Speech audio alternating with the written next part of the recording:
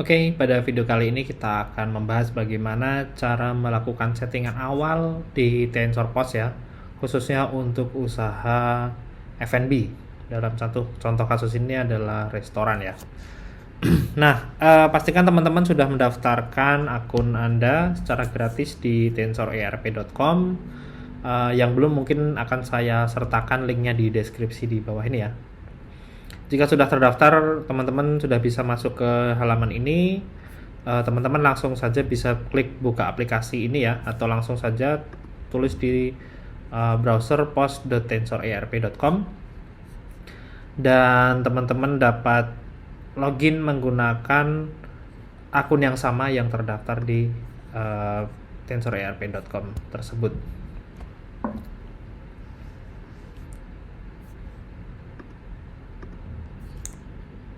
Oke, setelah Anda berhasil masuk, tampilan di kasirnya masih kosong ya, karena tentunya kita belum melakukan settingan apapun di sini ya.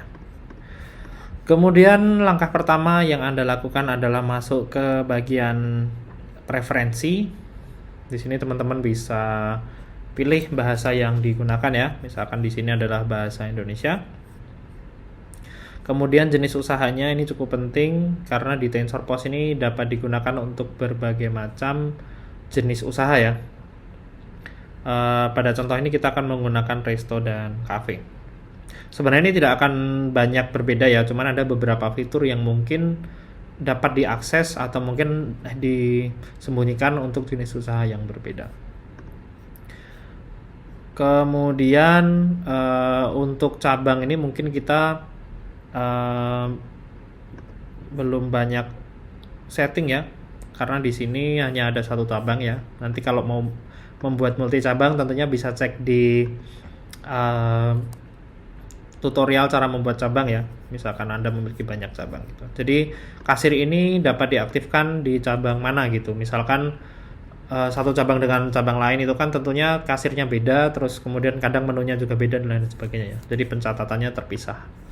Atau kalau menggunakan parent ini nanti adalah akumulasi dari semua cabang, misalkan seperti itu. Kemudian paket, ini kebetulan akun yang digunakan di tutorial ini adalah akun gratis, jadi hanya dapat melakukan 15 transaksi per hari. Kemudian penggunanya juga satu yang gratis ya, jadi teman-teman kalau misalkan punya karyawan yang mungkin khusus di bagian kasir atau mungkin khusus di bagian kitchen, itu nanti teman-teman harus menambahkan jumlah penggunanya. Sebenarnya bisa digunakan untuk satu device ya, cuman tentunya teman-teman nggak bisa menghalangi akses misalkan ke rekap penjualan dan lain sebagainya. Itu kan tentunya teman-teman kadang pengen membatasi gitu. Kemudian penggunaan ini nanti juga ada hubungannya dengan misalkan teman-teman pengen menggunakan Tensor Kitchen ya. Jadi Tensor Kitchen ini adalah salah satu modul juga yang berguna untuk menampilkan misalkan pesanan yang ditampilkan di kitchennya, terus kemudian nanti misalkan teman-teman mau mengaktifkan order dari meja dan lain sebagainya ya, itu nanti teman-teman bisa menggunakan ini. Cuman mungkin kita akan bahas di video yang lain ya. Kemudian untuk menambahkan jumlah pengguna dan juga mengaktifkan unlimitednya, teman-teman bisa gunakan di sini. Nanti akan muncul invoice-nya. Silahkan teman-teman transfer atau mungkin dengan metode pembayaran yang ada. Tunggu ACC dari TensorPost untuk mengupgrade datanya gitu ya. Kemudian ini hak akses tadi yang sempat saya singgung ya. Jadi teman-teman bisa membuat beberapa karyawan yang mungkin aksesnya itu berbeda-beda. Jadi satu karyawan bisa mengakses mungkin bagian rekap keuangan, yang satu mungkin bisa mengakses gudang dan lain sebagainya. Operator kasir ini wajib diisi. Jadi ini adalah orang-orang yang akan menghandle kasir Anda ya. Jadi atau mungkin Anda sendiri juga nggak apa-apa sih kalau misalkan belum ada karyawan gitu ya. Silahkan disimpan. Ini nanti juga akan sangat berfungsi untuk fitur shift ya. Jadi untuk kasir yang jaga itu nanti akan ada rekap, cash, dan lain sebagainya. Tipe penjualan ini karena adalah usaha restoran, makanya di sini ada makan di tempat, bawa pulang ataupun online.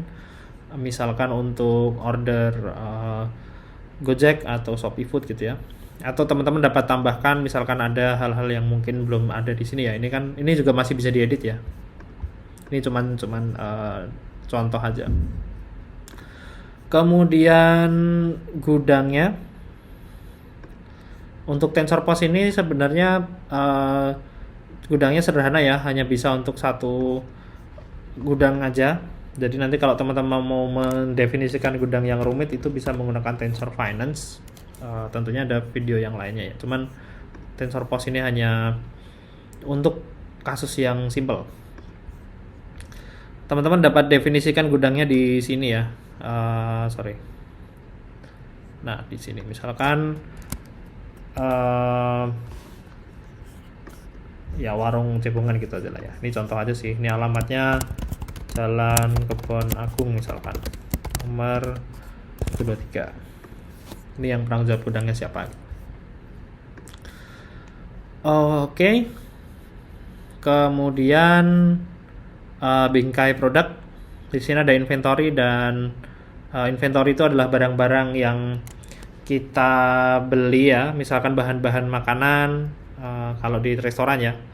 Kemudian nanti di sini ada grup ya. Jadi grup ini adalah kumpulan dari inventory. Jadi katakanlah kita jualan ayam goreng, itu kan ayam goreng kan terdiri dari ayam, terus ada nasi, terus kemudian bumbu-bumbu dan lain sebagainya. Makanya nanti yang kita tampilkan adalah grupnya ya.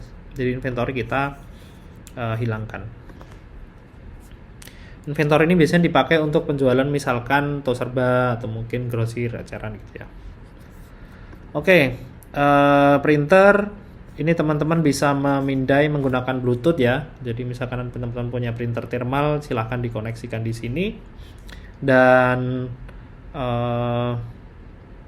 stroke ini teman-teman kalau mau pemindai barcode ini